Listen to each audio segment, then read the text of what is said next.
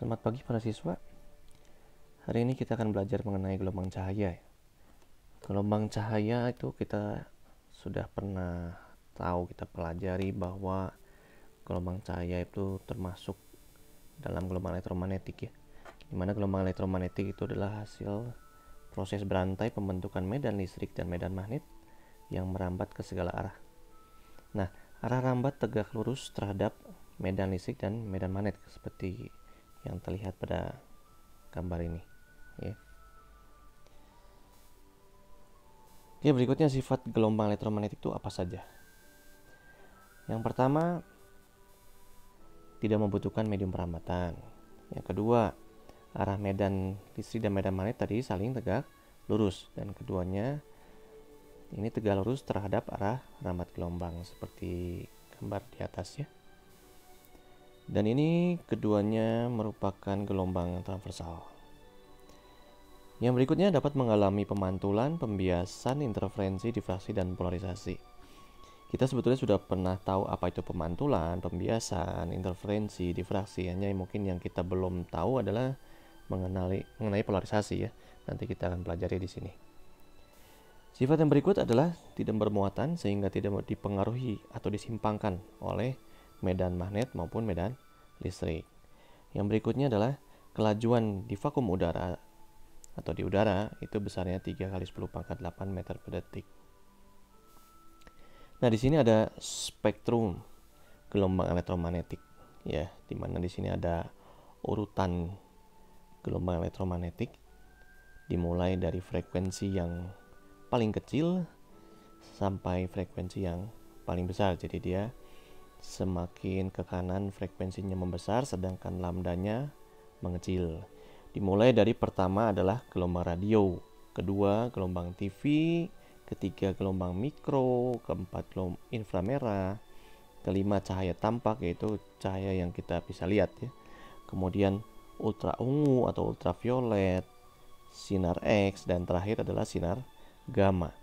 Jadi kalau kita lihat di sini frekuensi yang paling kecil yaitu adalah gelombang radio. Sedangkan frekuensi paling besar adalah sinar gamma. Kebalikan dengan panjang gelombang atau lambda ya. Lambda untuk gelombang radio itu lambdanya sangat besar. Sedangkan untuk sinar gamma dia lambdanya besar. Ya. Nah, ini harus dihafalkan urut-urutan dari spektrum gelombang elektromagnet ya. Nah, mengenai cahaya tampak tadi itu yang kita bisa lihat itu juga ada urutannya mulai dari merah hingga ungu. Di sini juga urutannya dari mulai merah, jingga, kuning, hijau, biru, nila, dan ungu. Semakin ke kanan maka frekuensinya makin besar atau lambdanya makin kecil. Oke, yang pertama kita pelajari mengenai apa itu interferensi cahaya ya. Di sini peristiwa perpaduan dua buah atau lebih gelombang cahaya. Nah, syarat agar didapat interferensi teratur, maka sumber cahayanya harus yang pertama itu koheren, ya, di mana beda fasenya tetap dan frekuensinya harus sama. Yang kedua adalah amplitudonya hampir sama, ya, diusahakan sama gitulah, ya, supaya terjadi interferensi yang teratur. Nah, di sini ada jenis-jenis interferensi. Yang pertama adalah interferensi yang di sini dia menggunakan dua celah, makanya disebut dengan celah ganda. Di sini ada celah 1, celah 2. Ada cahaya datang mengenai dua celah ini sehingga akan terjadi gelombang muka gelombang seperti itu ya. Maka akan terbentuk pola pada layar itu ada terang, ada gelap. Ya. Ini kalau celah ganda akan seperti ini. Kita bisa lihat bila kita menggunakan simulasinya. Nah, ini saya menggunakan simulasi celah ganda ya, di mana di situ ada dua buah celah. Saya menggunakan warna hijau. Kita lihat bahwa di situ pada layar ada garis-garis garis hitam, garis hijau ya, bergantian. Kalau saya ganti warnanya jadi warna merah, misalnya kita lihat apa yang terjadi.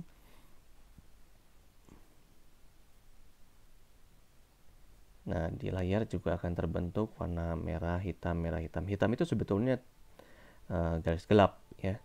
Yang terang itu yang warna merahnya. Kalau kita lihat itu warna merah ada berapa garis, yang paling jelasnya ada 5 garis ya. Sedangkan kalau tadi kita menggunakan warna hijau, kita lihat yang masih bisa kelihatan itu ada berapa warna hijaunya tuh. Ada 1, 2, 3, 4, 5, 6, 7. Pokoknya sama warnanya berbeda, hasil yang didapat pada layar juga berbeda. Baik, kita kembali. Nah, di sini saya, nah ini yang tadi ya. Tadi di sini ada celah 1, nih celah 2. Nah, ini jarak kedua celah. Ini ada, ini disebut dengan D. Ya, ininya adalah layarnya. Maka kita lihat di sini ada terang pusat. Kemudian ini terang 1, terang 2, terang 3. Atas bawah akan sama, simetri ya. Nah, di antara sana ada gelap. Di sini gelap 1, gelap 2, ini gelap. Oh, salah. Ini gelap.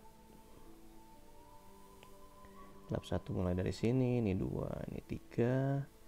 Ini gelap 1, gelap 2, gelap 3. Ya, ini kalau menggunakan simulator. Nah, saya sendiri melakukan percobaan. Dihasilkan seperti ini. Saya menggunakan pointer laser hijau, kemudian ada meteran, mistar ya, dan sehelai rambut. Ini untuk percobaan celah ganda. Sinar laser yang kita pakai di sini, kita ada keterangan bahwa wavelength di sini panjang gelombangnya adalah 532 nanometer. Ya, saya menggunakan laser, kemudian menggunakan selai rambut, didapat pada layar, yaitu gambarnya seperti ini. Ini ada terang yang sangat terang, itu adalah terang pusat. Kemudian ini ada celah seperti celah kosong gitu, itu adalah gelap ya. Gelap yang pertama, kemudian ini ada terang, gelap, dan terus bergantian. Ini jumlah ke atas sama ke bawahnya sama sebenarnya. Ini saya menggunakan jarak laser ke papan atau layarnya adalah 227 cm, dan ternyata kalau kita amati jarak antar terang ini ya, terang ini rupanya didapat 1,5 cm. Mulai dari 12 sampai 13,5 nih. Ya, atau dari 13,5 sampai 15 nih. Ya, rupanya setiap terang, jarak antar terangnya sama dia. Ya, kita lihat seperti itu. Nah, berikutnya adalah interferensi atau difraksi kisi atau celah banyak. Ya, ini dengan adanya banyak celah, semakin banyak celahnya maka pola garis atau terang atau garis gelapnya menjadi lebih tajam. Ya, ini juga saya lakukan percobaan seperti ini.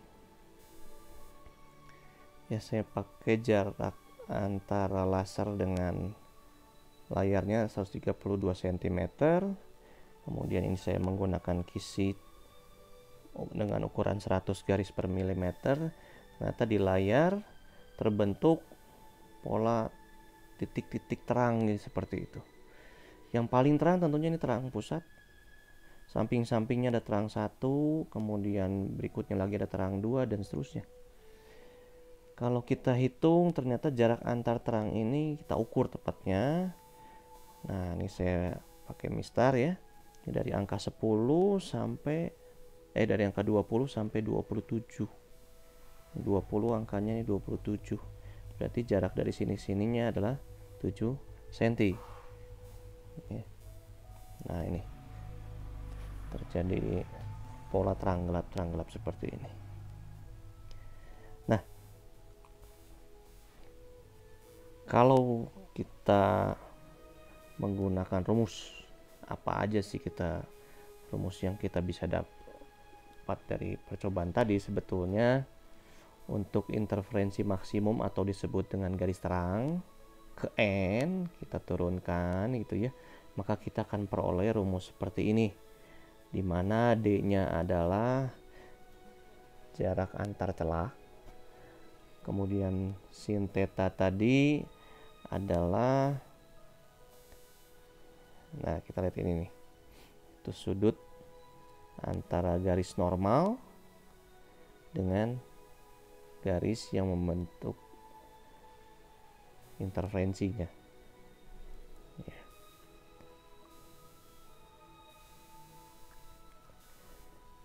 Nah, sedangkan untuk interferensi minimum atau garis gelap, kita peroleh seperti ini. Ya, sebenarnya ini diperoleh dari syarat interferensi konstruktif dan destruktif. Kalau konstruktif maka menghasilkan garis terang. Untuk konstruktif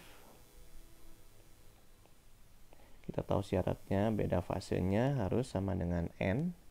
N-nya adalah bilangan bulat. Sedangkan untuk yang garis gelap maka beda fasenya kita tahu harus sama dengan N plus setengah. Atau boleh juga 2N-1 kali setengah lambda ya, syaratnya sebenarnya. Nah, di sini diturunkan juga jarak antara pita terang dan pita gelap, yaitu delta Y sama dengan setengah lambda L per D. Sedangkan jarak antara dua pita terang atau dua pita gelap adalah 2 kali delta Y. Ini rumus-rumus turunan ya. Nah, ini sedangkan untuk bila ada indeks bias medium yang bukan di udara, mediumnya, maka kita bisa menggunakan rumus ini. Sebetulnya ini lambdanya yang berubah sehingga didapat bahwa delta Y-nya akan seperti itu. Oke, kita lihat contoh soal nomor 1 ya. Pada percobaan interferensi yang, ini celah ganda ya, 2 celah dengan jarak, nah jarak 2 celah ini berarti ya D, diketahui 2 mm. Kemudian tegak lurus oleh suatu berkas cahaya, layar ditempatkan berarti ini L-nya dari kedua celah tersebut. Jika jarak garis gelap, nah ini dari garis gelap, terdekat berarti ini N-nya sama dengan 1, ke pusat pola interferensi, berarti ini keterang pusat, ini diketahui 0,3 mili. Jarak dari garis gelap ke pusat pola interferensi ini adalah Y, 0,3 mili. Nah, yang pertama diminta panjang gelombang sinar yang digunakan. Kita tadi punya rumus bahwa untuk garis gelap maka D sin theta sama dengan 2N-1 kali setengah lambda. Dan sin theta kita bisa ganti jadi Y per L ya. Kita masukkan ke persamaan, diketahuinya apa saja tadi. Di sini 2 mili, berarti 2 kali 10 pangkat minus 3 dikali sin theta. Sin tetanya saya langsung aja ganti Y per L sama dengan N-nya tadi 1 ya. Berarti 2 kali 1 kurang 1 kali setengah lambda. Nah, 2 kali 10 pangkat minus 3, Y-nya tadi 0,3 mili, dikali 10 pangkat minus 3, kemudian L-nya layarnya 2 meter, nah, sama dengan 2 kali 1 kurang 1, berarti ini 1 kali setengah lambda. Nah, kita dapat lambdanya adalah 600 kali 10 pangkat min 9 meter atau 600 nanometer. ya. Oke, berikutnya untuk soal yang B, diminta jarak garis terang ke 1 dengan pusat pola interferensi. Ini terang ya. Untuk terang, maka rumus yang berlaku adalah d sin theta sama dengan n lambda. Jadi bedanya di sini ada n lambda sama 2n-1 kali setengah lambda. Itu beda antara gelap sama terang. Nah, kita substitusi dulu ininya. Jadi D Y per L sama dengan N lambda. Yang ditanya adalah Y-nya. Maka Y sama dengan N lambda kali R per D. Nah, N-nya 1, karena diminta terang ke 1. Lambdanya tadi kita pakai yang sudah dapat dari atas. Dikali layarnya 2.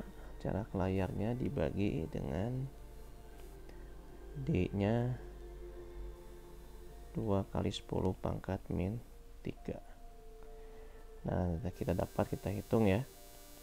Didapat bahwa Y-nya adalah 0,6 kali 10 pangkat minus 3 meter atau 0,6 mm. Nah, ini untuk pertanyaan yang B-nya. Berikutnya ditanya yang C ya. Jarak garis terang ke 1 dengan garis terang kedua. Nah, kita punya rumus tadi delta Y setengah lambda L per D. Ini untuk terang ke gelap. Nah, untuk terang ke terang atau gelap ke gelap, maka itu yang diminta adalah 2 delta Y. Maka ini jadinya 2 kali setengah lambda L per D. Jadinya lambda L per D saja. Ya, kita masukkan angkanya tadi, lambdanya kita sudah ada 600 kali 10 pangkat min 9. L-nya 2. D-nya adalah 2 kali 10 pangkat minus 3. Kita peroleh jaraknya di sini adalah 22 coret ya. Maka didapat 0,6 mm. Nah, ini jarak garis terang 1 ke garis terang kedua ya. Nah, kalau lihat dari gambar tadi yang kita sudah peroleh juga ya, jarak dari terang ke 1 ke terang kedua ya, kita lihat ini ya, 2 delta Y gitu. Oke, berikutnya yang ditanya adalah jarak antara garis gelap kedua dengan garis terang kedua. Nah, kalau kita lihat dari gambar ya, terang kedua dengan gelap kedua, yaitu ini ya. Nah, delta Y saja. Nah, berarti kalau gitu dari sini kita tinggal masukkan saja setengah kali lambda 600 kali 10 pangkat min 9 dikali 2 dibagi dengan 2 kali 10 pangkat min 3. Nah, kita peroleh hasilnya adalah 0,3 mm. Nah, inilah untuk soal nomor 1 ya. Seperti ini. Kita lihat contoh lain.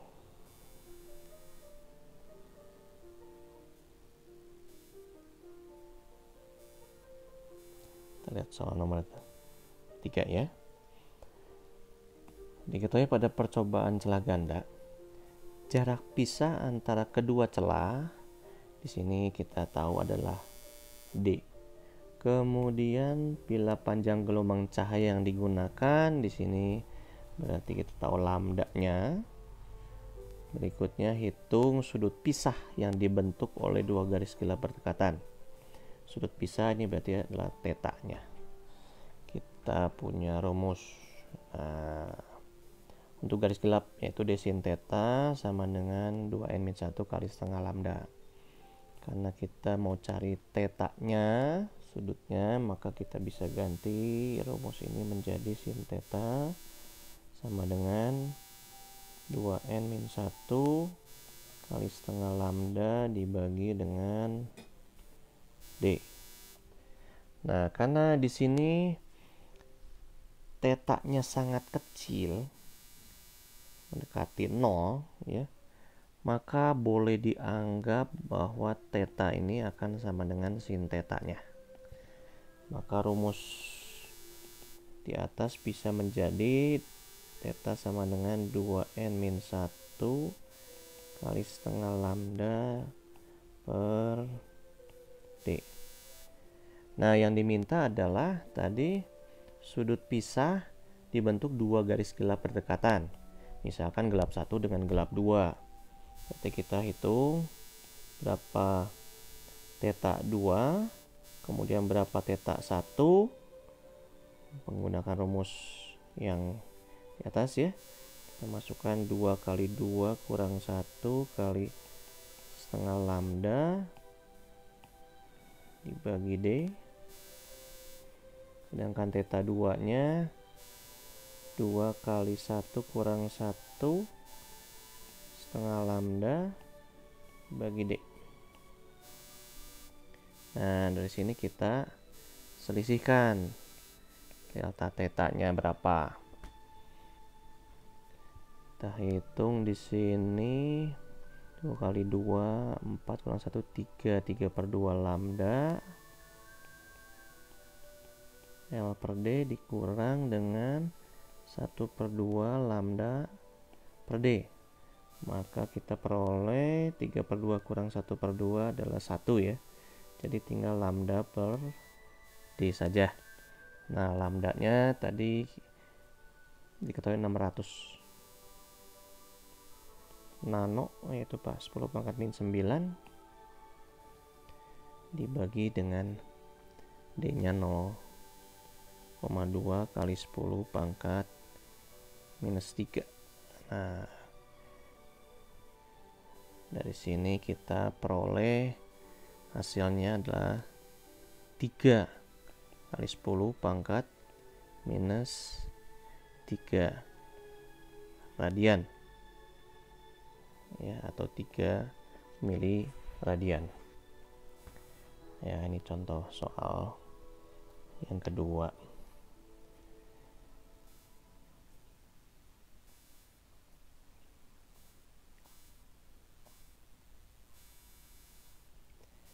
Contoh soal yang ketiga, kita pakai soal nomor 5 ya. Suatu berkas cahaya monokromatik melalui sepasang celah sempit yang jaraknya 0,3 mili. Nah, ini berarti kita tahu D-nya. Membentuk pola interferensi pada layar berjarak 0,9, berarti ini L. Jika jarak antara garis gelap yang berdekatan itu 3 mm, berarti ini adalah 2 delta Y. Hitung panjang gelombang cahaya tersebut. Nah, kita punya rumus tadi delta Y adalah setengah lambda L per D ya. Yang kita ketahui ada 2 delta Y. 2 delta Y sama dengan 3 mili, berarti kali 10 pangkat minus 3 meter. Nah, kita substitusi delta Y nya tadi setengah lambda L per D sama dengan 3 kali 10 pangkat minus 3. Lambda nya kita mau cari, L nya di situ 0,9 dibagi D. D nya adalah 0,3 kali 10 pangkat minus 3 sama dengan 3 kali 10 pangkat minus 3. Nah, dari sini kita hitung dapat lambdanya adalah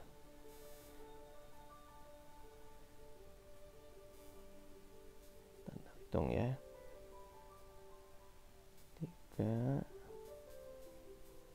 kali 0,3 bagi 0,9 dapat 1 kali 10 pangkat minus 6.